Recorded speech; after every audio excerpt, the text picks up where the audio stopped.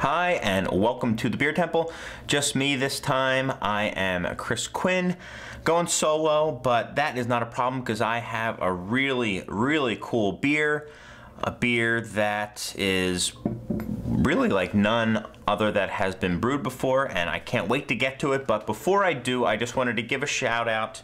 I've been saying in the past couple episodes that I would, but I've been forgetting to give some love to the people who have left us some really nice reviews on iTunes lately. So thank you to Eugene Beer Lover, J.S. Carp, I hope I have that right, and Scott L., who all left us really nice 5-star reviews on iTunes. So thanks guys for that. We always appreciate that stuff.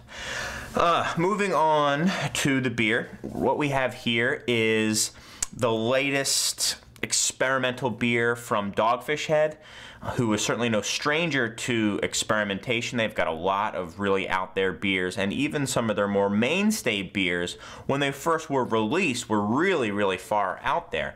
You know, 60-minute IPA might seem pretty pedestrian now, but back in the day, that was a hop bomb. And also just the whole idea of this continual hopping regimen that they used was pretty wild and out there. And that's pretty much part of their philosophy at Dogfish Head, is to always be pushing the boundaries, always trying new things. They've got that whole Ancient Ale series that they do, and they've with this latest beer called Noble Rot, are trying to kind of blur the lines between beer and wine. They've done this before with their Midas Touch, which is part of their Ancient Beer series, which does use grape juice or wine in the beer, but this takes it a step further. This beer is basically half wine, half grape juice, half beer. I think it's like 50.5 beer, or malt and wheat, and then 49.5% grape juice. And the reason they do that is because I think they're licensed, beer brewers, and for it to be called beer, it's got to have at least 50% or over 50% grain in it. I'm pretty sure that's the reason why. So, why is this beer called Noble Rot? What's the story behind this beer?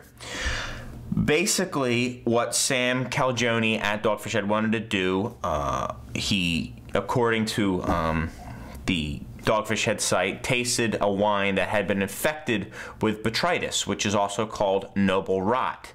And what that is a fungus that attacks wine grapes, and what it does is basically raisins them. It dries them out and sucks out a lot of the water content in grapes. And if you've had a grape, and you probably have, you notice they're mainly water, water and sugar, really. So what happens is, as you take out the water, the sugars and the flavors become even more concentrated, resulting in a more flavorful, complex, and often sweeter wine. And a lot of really well-regarded dessert wines, the most famous probably being Sauterne, which is a pretty highly regarded and coveted and also quite pricey dessert wine from France, uses these botrytis infected grapes, and it gives you really nice dessert wines out of it. Really wonderful, complex flavors, often very floral and fruity. I personally love them. If you have the means, definitely check out some of those dessert wines that are botrytis infected. They also do make some over on this side of the pond, Canada certainly has some up there, some good dessert wines. So check that out. But this beer, what they did is they started out basically with what would be considered a Saison grain bill. So they have some wheat, some barley, and they use a Saison yeast. But as the beer was being brewed, and actually right as it was finished boiling the wort, they added in a bunch of Viognier grape must or grape juice that had been from botrytis infected grapes. So a really nice sweet grape juice. They then added later at the end of fermentation or during fermentation, probably in secondary, something like that, where maybe you would typically dry hop a beer, do a late hop additions or dry hop additions, they added Pinot Gris to give the aromatics that way, the same way you would from a dry hopping. So it should be really, really interesting. I'm definitely excited to try it and see what you guys see what I think of it, so you guys can, you know, potentially go out there and try it yourself. It's about 15 bucks a bottle. Pretty fresh beer. I don't know if there is a freshness date on here. Bottled on 2012. B 2134. I don't know. It's brand new. It just came out, less than a month old. So it should be fine from that standpoint. Because it is half wine and half beer, I will be drinking it out of a wine glass. Figured I'd try that. And I will be opening it with a wine opener. It's the least I can do, kind of tipping my hat, so to speak, to the beer side. So let me open it with my wine opener. There you go. I guess I could have tried to drill down through the beer cap and pull it up, but that most likely would have ended in tears. So let's give it a pour. Really not sure what to expect from it. Wow. Okay. Interesting. Give myself a nice wine-sized portion here. Well, you can see, first and foremost, it's quite effervescent. Nice head going on there, and a lot of bubbles kind of rising up from the top. Brilliantly clear. Almost looks like a, you know, a Chardonnay that's seen a little bit of oak to it. So there's a little bit of a golden complexion there.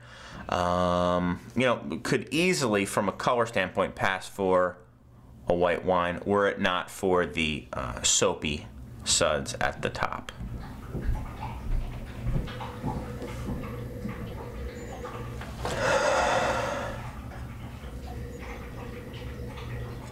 Interesting. I'm definitely getting some of that Saison yeast profile, some of that spicy, peppery notes that you get from a Saison. A lot of times the Viognier, especially with the Botrytis and also the Pinot Gris, what I would expect would be kind of floral notes, maybe some stone fruit and melon. I'm trying to see if that's what I'm looking for it, so maybe I'd be predisposed to find it. Sometimes that's you know, not that good, but here I'm not getting a whole heck of a lot of that, of the aromatics of the wine. Very mild nose, and mainly I'm getting Saison and maybe this kind of a light, see, it could easily pass for hoppy, like kind of a light floral quality. But that's about it. Mainly the Saison yeast, I think, is coming through the most, surprisingly.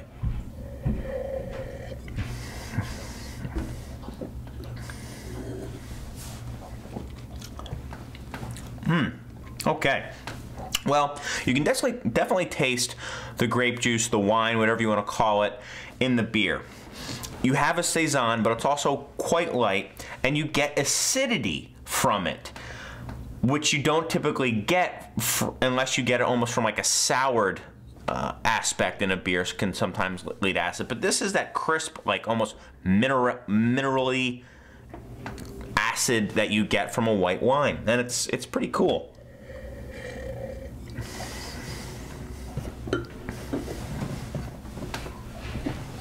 You are also getting some of those kind of lighter green flavors that you get in a wine at times.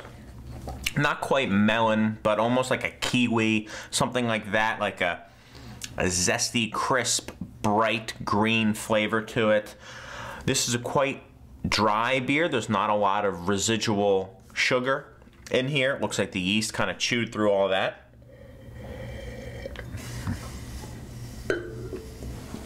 And I will say, I think it does taste like it's equal parts grape and grain.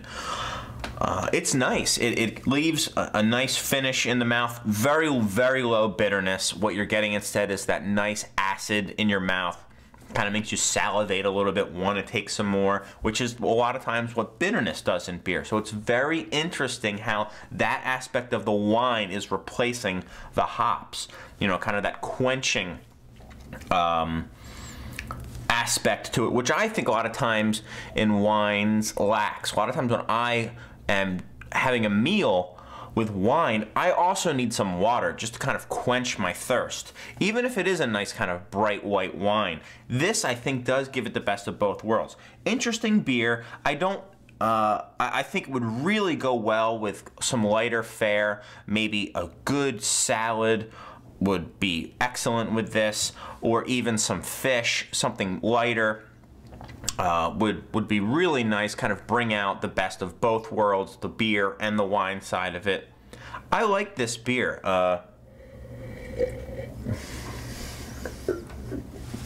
Yeah, I'm gonna go 92 with this beer. I think it's really solid. I'm gonna go, you know, A-, B+ territory. It's good. The bottles run about 14 or 15 bucks, and I think you are getting a lot for your money. This is something that you would use in place of a bottle of wine. I think it could certainly stand in for a lot of white wines. And for the wine lovers out there, or people who really don't like beer, they say, or for people who love both, like me, it's interesting. I think this is a success.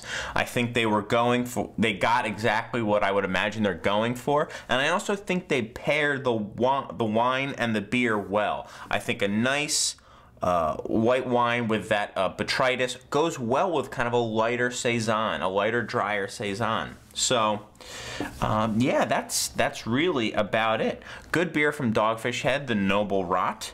9% alcohol, so it also has the alcohol content pretty similar to some of those, you know, Alsatian, French, or German white wines, like the Rieslings and stuff that are a little lower alcohol. Certainly not like a dessert wine, which is higher alcohol. It does not drink like a dessert wine. Like I said, it's nice and dry, but it's good. Thank you guys so much. We'll be back in a couple days with our next episode. But until then, you can check us out on Facebook or Twitter or any of the many places we are. Craftbeertemple.com is a very good one as well. Until then, I've got some beer to drink, and hopefully you do too.